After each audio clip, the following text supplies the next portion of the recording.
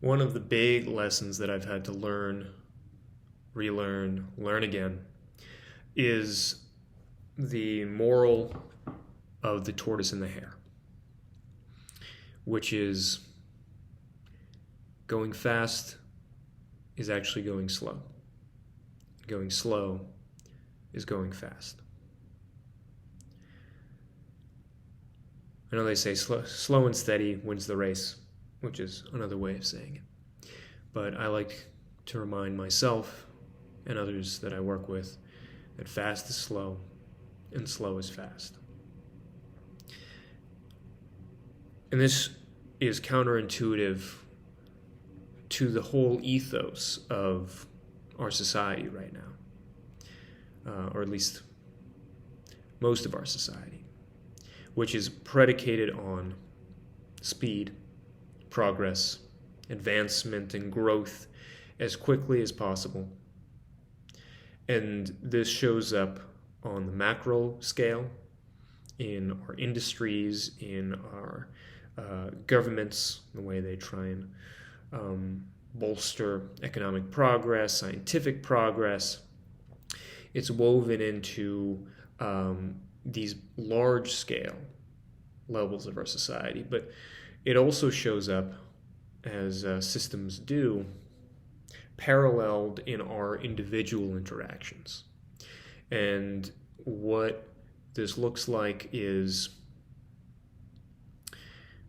trying to skip steps, trying to, I'll speak about my own experience with this. I have, in the past, wanted to rush ahead, wanted to rush forward with my coaching work and the way that I worked with people, wanting to portray myself as knowing more than I do, having more experience than I do.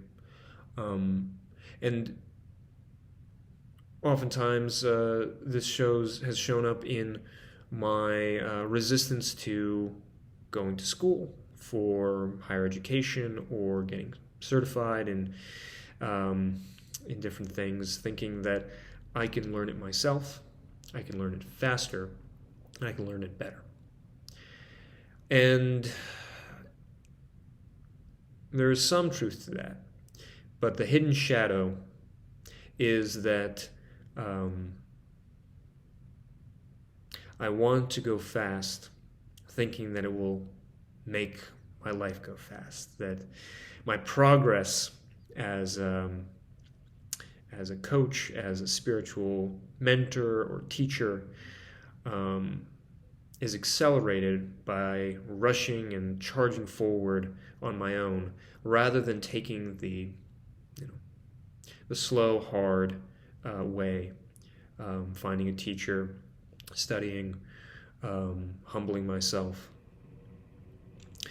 And what I found is that in reality, it's exactly the opposite. Trying to skip steps, trying to rush ahead, has set me back. Because while we may have fast success initially, what we fail to do is lay a solid foundation on which to build the rest of our work.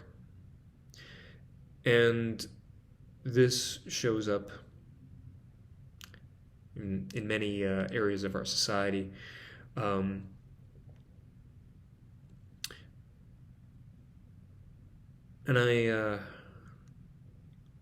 there's a temptation to be very general here, but I think that there's this impulse towards progress, especially in science, that it will bring about a better world, better lives, a better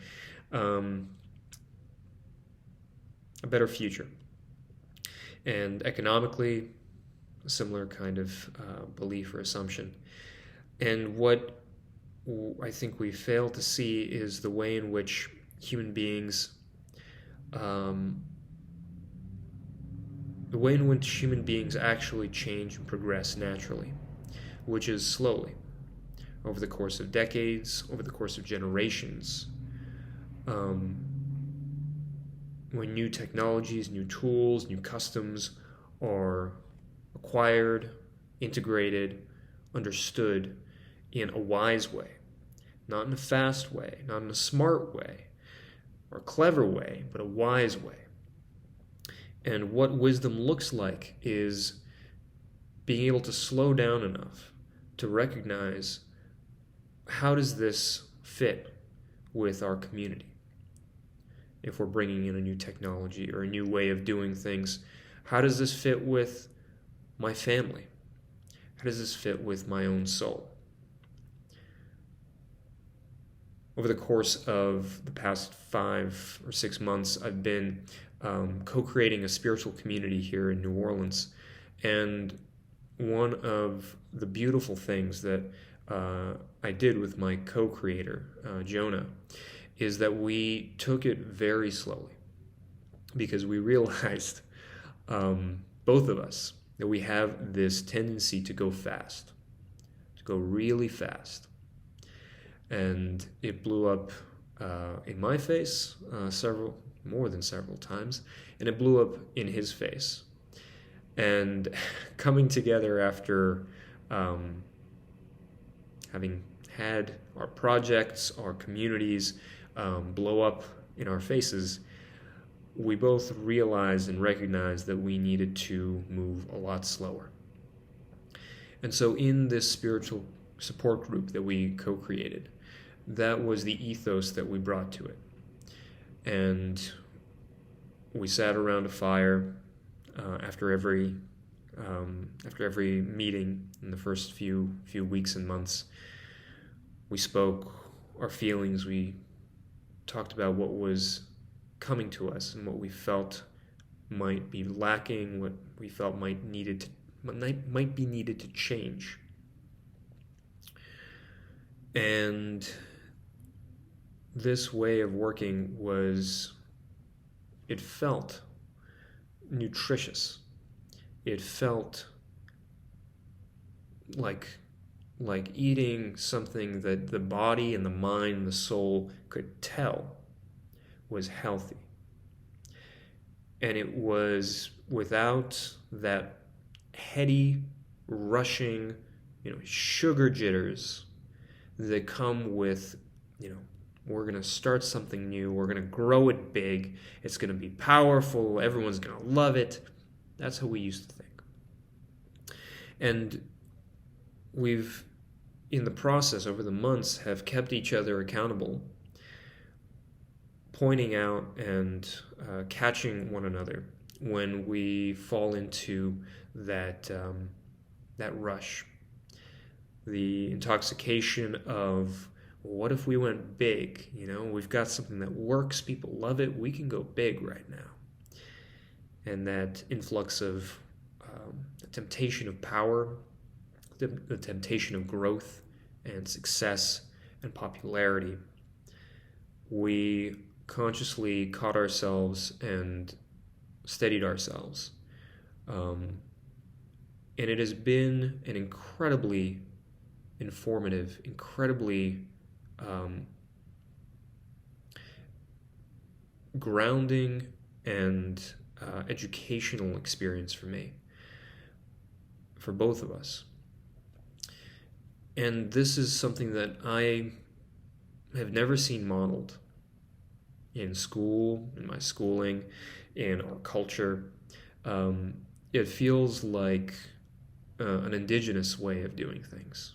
It feels like elders sitting around a fire, holding counsel. It feels wise, and it feels slow, and it feels natural. And I am realizing that this is the way that I need to approach all of my work. And there's fear that I have around that. There's resistance that I have around that, because You know, there's momentum in our habits. There's momentum in my habits around going fast. But returning to that opening phrase, I have to keep reminding myself, or the universe keeps on teaching me, that fast is slow. That if you try to rush things, skip steps, try to build on a foundation that has not settled or is not the right foundation, then what ends up happening is your building, your edifice, your kingdom will start to crack and crumble and fall to pieces.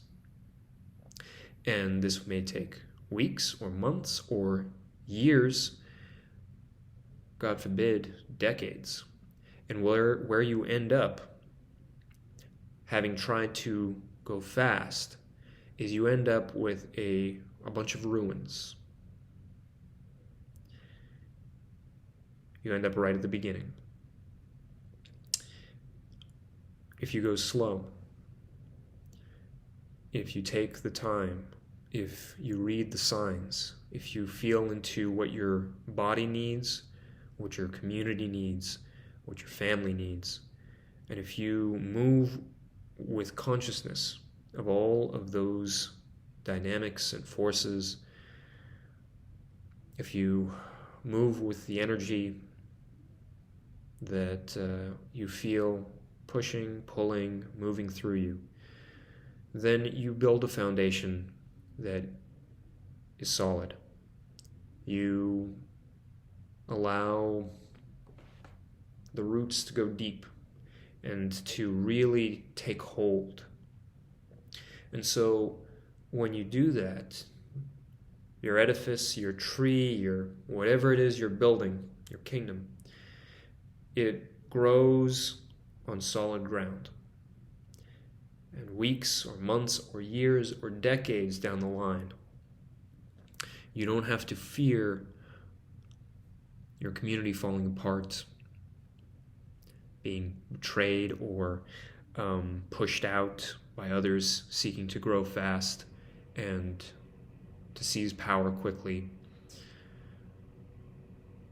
or the deterioration of the values of you or your community or whatever it is that you've created. You don't have to worry about these things if your foundations are themselves in integrity. And it's not that you don't have to worry about these things, but it's that the cracks don't matter as much, the small ones. If a wind comes and shakes up your tree, it's not going to fall right over. And you have that security, and you have that grounded sense of ease that you've done well, and that what you've created, what you've co-created, is something that will last, and is something of worth, something of quality, and not just a quick rush, on the updraft of the latest fad. It's something that is worth passing on to the next generation, to your children, or to whoever it is that has seen you working and has recognized the gold and the value of what it is you've created. And most importantly, if enough people do this work, even if it's just one person, that example, it ripples outward. Other people see it. Other people recognize wisdom and integrity. And they not only gravitate towards that, but they also take it in, and it starts to come out in their actions, in their lives. And it may not be right away. It may take years or decades. But our actions are never in vain.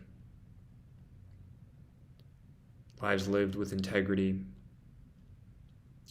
They help to repair the world, help to perpetuate the world.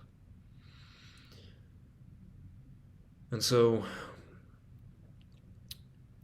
to go fast is really to go slow. To go slow is to go fast. And my only hope is that our civilization that is moving oh so fast doesn't destroy itself in its quest for progress, for immense and powerful experiences of life. Because there is a real risk that we are coming to the end of our time here.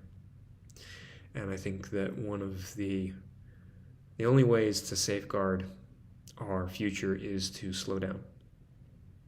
To slow down. And in going slow, paradoxically, we'll find that we begin moving faster than we ever dreamed possible. But that only can happen if we first slow.